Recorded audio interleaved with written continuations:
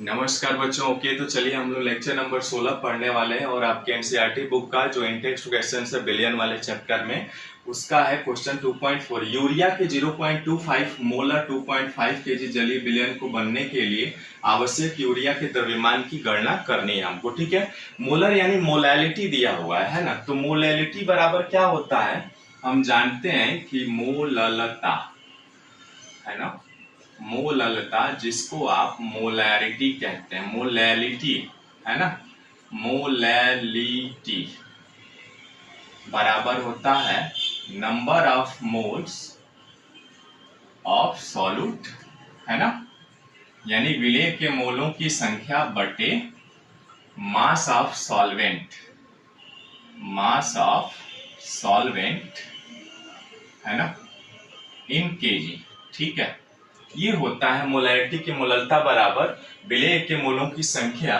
बटे mass of solvent यानी विलायक का द्रव्यमान केजी में। ठीक है, अब चूंकि इतना तो हम जानते हैं है ना, तो अब क्या करेंगे, सबसे पहले मोलर मास निकाल लेंगे है ना, यानी molar mass of urea NH2CO NH2 निकालिए। नाइट्रोजन का 14 होता है, प्लस हाइड्रोजन का 1 होता है, 2 है, प्लस कार्बन का 12, ठीक है, प्लस ऑक्सीजन का 16, प्लस नाइट्रोजन का 14, प्लस 2 गुणे 1। ठीक है, जोड़ दीजिए 14 प्लस 2 एकम 2 प्लस 12 और 16 कितने हो जाएंगे, 28 हो जाएगा ना, 10 10 20 और 28। ठीक है, प्लस ये तो जोड़ लिया हमने 28, 14 प्लस 2 28 और यहाँ पे 14 और 2 16। ठीक है, जोड़िए इसका कितना होगा, 14 2 16 प्लस 28 प्लस 16, जोड़ेंगे कितना हो जाए, 16 दूना 32, 32 और 8 40, 20 60 है ना, यानी ग्राम प्रति मोल में आ जाएगा।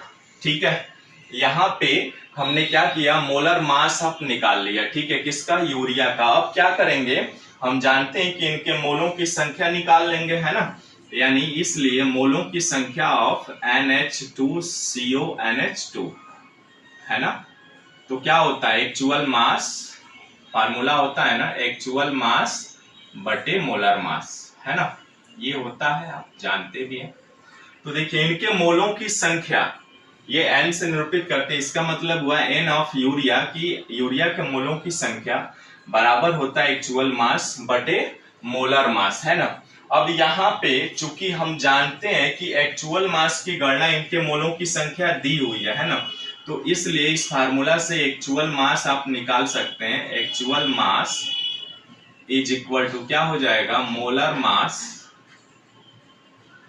मास गुणे मोलों की संख्या of urea NH2CO NH2। Urea के मोलों की संख्या कितना है, 0.25 मोल दिया हुआ है ना, यानी 0.25 मोल गुणे मोलर मास कितना है, 60 ग्राम मोल इनवर्स 1। ठीक है, अब यहां से ये मोल से मोल कैंसिल हो जाएगा, कितना बचेगा, गुणा कराएंगे तो ये आएगा आपका 15 ग्राम। ठीक है, 15 ग्राम। ठीक है, अब देखिए टोटल सॉल्यूशन कितना हो जाए, बिलियन का जो टोटल सॉल्यूशन है वो ml में है चूंकि, तो यहाँ पे 1000 हो जाएगा है ना, इसलिए total mass of solution, total mass of solution यानी विलयन का कुल द्रव्यमान बराबर हो जाएगा कितना, 1000 ग्राम प्लस 15 ग्राम है ना, यानी 1000 ग्राम प्लस 15 ग्राम, यानी ये आ जाएगा 1015 ग्राम। ठीक है,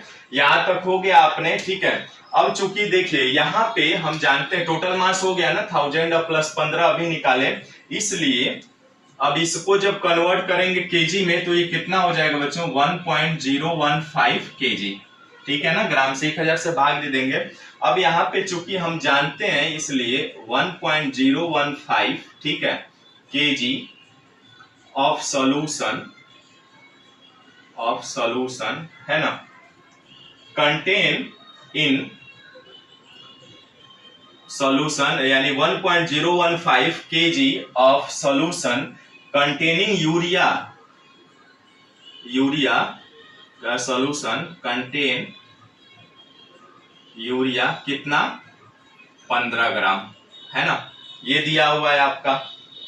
अब 15 ग्राम तो 2.5 kg में पूछ रहा है ना, 2.5 kg में आपसे पूछ रहा है, तो इसलिए 2.5 kg में ऑफ सॉल्यूशन रिक्वायर्ड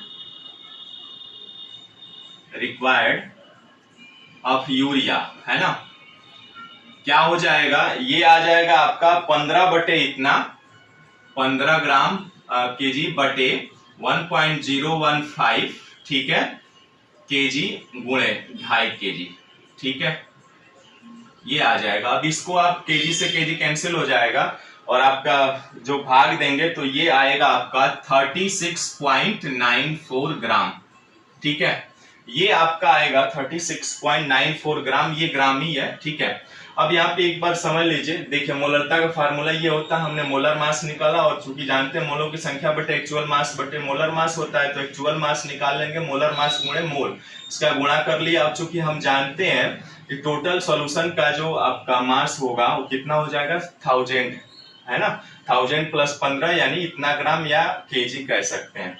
अब चूंकि हम जानते हैं कि 1.05 kg में यूरिया कितना कंटेन कर रहा है 15 ग्राम, ठीक है, तो इसलिए 2.5 kg में विलियन में जो यूरिया की मात्रा आवश्यकता पड़ेगी वो 15 बटे इतना भाग दे करके गुणा कर लेंगे, आसानी से आ जाएगा, ठीक है। ओके, तो मिलते हैं फिर नेक्स्ट वीडियो में एक नए ट्रिक के साथ। Thank you.